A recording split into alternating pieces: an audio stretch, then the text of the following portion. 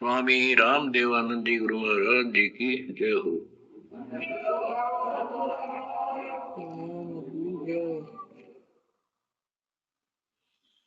सत साहिब परमेश्वर कबीर जी की प्यारी संगत को, विश्व की सारी संगत को दास का आशीर्वाद है।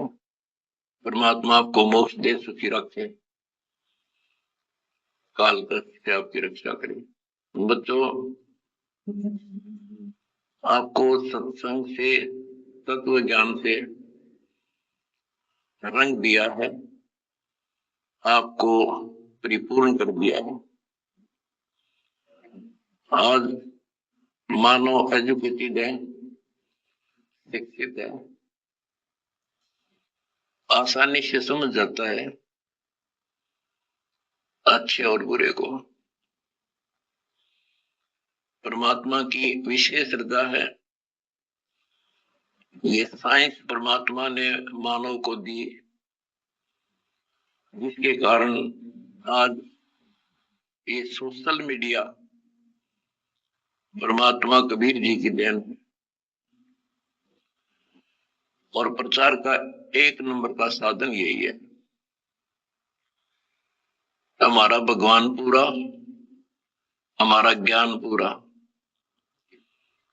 और समाज की सभी बुराइयों से मुक्त मेरे भक्त भी देवी देवता से कम नहीं है। आज के दिन यदि पृथ्वी पर देवी और देवता हो तो आप कबीर जी के बच्चे हो। ये अब समाज को भी समझ में आ चुका है कि यदि बसना चाहते हो, सुखी होना चाहते हो, तो ऐसे बनना पड़ेगा जैसे संत रामपाल जी के बेटा बेटी।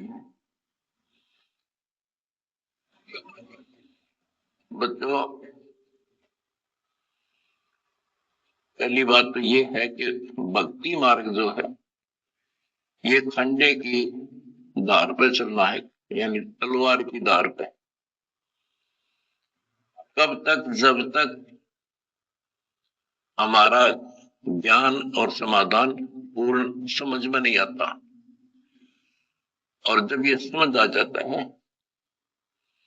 इसमें आने वाले कष्ट जो होते हैं वो हमारे लिए वरदान बनते हैं। ये अब आपके आसानी से समझ में आ जाएगा। अध्यात्म की सफलता का मूल कारण है कि राज्य क्रमता राम की, रजा दरे जोशी, दास गरीब दरस परस, इस बैठे जगदीश। ज्यो रखे त्यों ही रहूं, और मेरा के चारा, अन्य जात खरीद हूं, गुलाम तुम्हारा। आपको सत्संग के माध्यम से सुना करते हैं हम, कई उदाहरण भी दिए जाते हैं कि एक राजा था, वो नास्तिक था, उसका वजीर आस्तिक था।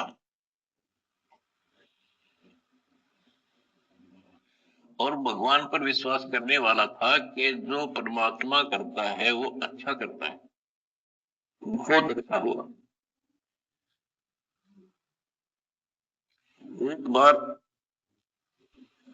राजा अपनी तलवार को की धार चेक कर रहा था, खड़ा खड़ा। आसपास और भी मंत्री थे और वो आस्तिक मंत्री भी खड़ा था।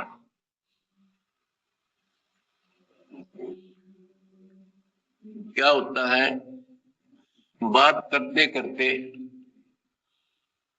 राजा की उंगली कट गई, तलवार की धार के लाग गए। दूसरे मंत्री कहने लगे, हे भगवान बड़ा बुरा हुआ, हे भगवान बहुत बुरा हुआ। वो जो भगवान पर विश्वास करने वाला मंत्री कहता है कि बहुत अच्छा हुआ। और दूसरे मंत्री, जो वो मंत्री था भगवान को डरने वाला विश्वासी, तो वो बहुत ही समर्पित था, राजा उसके ऊपर बहुत विश्वास करता था।